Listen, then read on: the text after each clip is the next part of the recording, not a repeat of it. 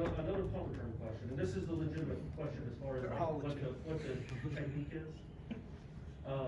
Late in the game, I think Keyshawn was back there, but I'm not sure because I know he got banged up. The ball lands at the 4, rolls down to the 1. I know you don't probably want to catch a ball in that spot normally, but it did seem like there was room to run. So is that again just kind of the calculus in the returner's head, or is there a hard and fast rule? Dude, if you're at the 5, don't catch the ball. Yeah, so we tried to, in those backed up punt scenarios, we try to not make it where there's a whole lot of gray for the player. We are deeper than some teams. You know, I've heard people say, you know, put your heels at the 10 or we are heels at the 7, and there really is no time that we want our guys inside of that. Obviously, not having the ball at the 1 is preferable, right? But with the ball hitting at the 4, you're hoping that it hits and rolls, and you're playing the percentages there. You know, and through a lot of analytics is why we choose the 7. And I thought, you know, in that case, based on everything we coached to have happen, he made the right decision there. Kurt? With the onside, was that something Coach Ravel brought to you? Is that something that, I guess, how did that kind of come about? I guess, what can you say about Parker's execution on it? Probably couldn't have been much more perfect. Well, first part of your question is in terms of how that went down.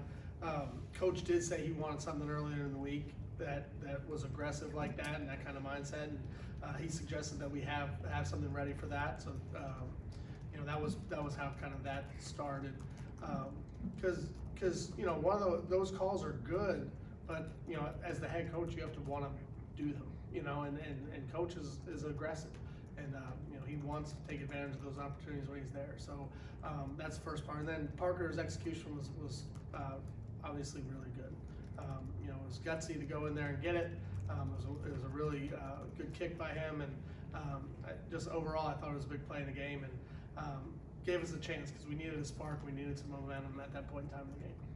Aslan? When Kier makes a play on the inside, do you get credit or does it Bill get credit? And just on a serious note as well, just in a game like this, rivalry game against Miami, how important are guys like Kier in these kind of games that it means so much to him? He's from that area, and I guess that's the beauty of college football when these opportunities arise for kids like that. Sure, you know, I could tell just by his body language and posture in his chair yesterday before we even took the practice field that he's locked in, ready to go. You know, he played well on Saturday, and obviously he's going to be excited about this week. But you know, to play well in these types of games, to me, it's about your preparation, the week that leads up to it, and then controlling your moment or controlling your emotions in the moment. Because yes, I want him to be excited to play, but not to the point where it takes him out of who he is and what he's been able to do really throughout the course of the year. So I know he's fired up, and I know he's ready, and you know, I'm excited for him to have the opportunity to play this game. Ira? Following up on Kier, after the game, somebody asked him about the defense, about the defense missed tackles and just kind of giving up some big plays, and he was just like, just make the tackle. Like, he sounded mad. And Coach Fuller said that you're seeing more accountability within the position groups and team. How different is that in terms of the way guys are holding each other accountable versus maybe a year ago? You know, I think you've seen a growth overall from the defense as the year has gone on.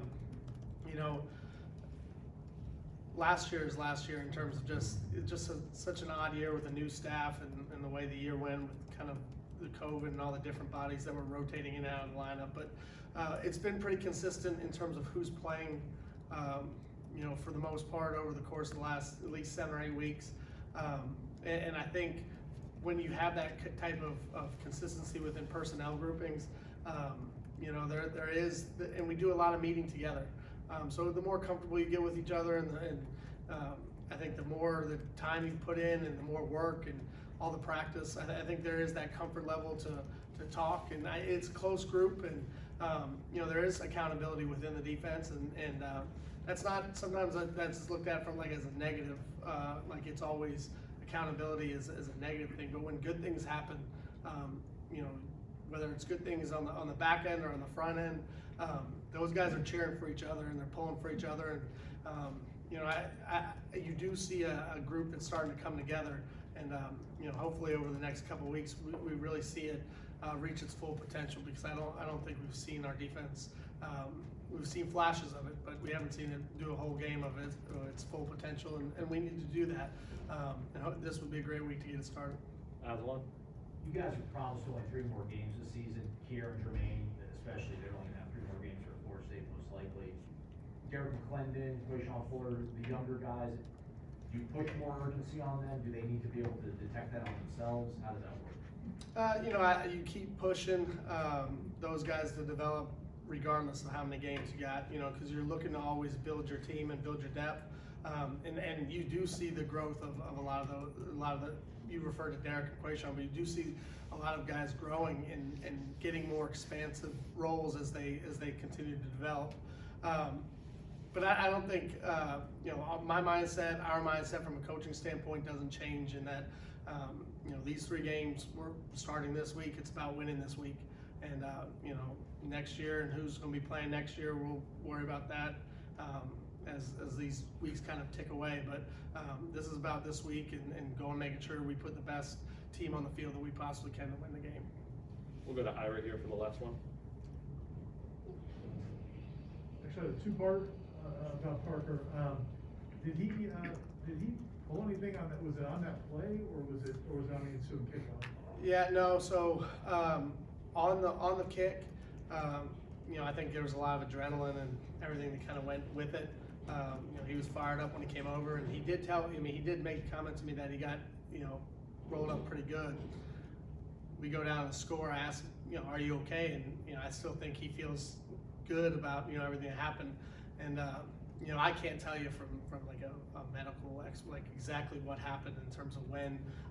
We're assuming on the kick is when he kind of got rolled up a little bit, because when he hit the next kickoff, he came over and said he had to get checked out. So that obviously in hindsight, you wish you knew that before you put him out there for the second kick, that he wasn't really ready to do it. But he was fired up, he was ready to roll, and Ryan came in, and I feel comfortable with him if he has to do the kickoff. So we'll see where this week goes and let that part kind of play itself out. And then the other thing was on Alex. It seemed like it was for a big chunk of that game, it was kind of field position battle and just how well he did for you guys. Yeah, Alex had a very solid game for us. There was a couple times that we asked him to kind of flip the field over, and he did a nice job of that. He got a couple punts down inside the 10, which is obviously critical. I thought he did a really good job, and then the ultimate weapon that he does provide is if somebody does want to kind of load up one side to block off of our right side, which is what we see predominantly, he can roll to the left and punt, either with his left foot or late in the game, he just kind of rolled to the left and punted it in a more traditional way. So just having his multiplicity and style of kick, I think, is an advantage for us, and I thought he played well the other night, and it helped us. Okay, thank you, Coach.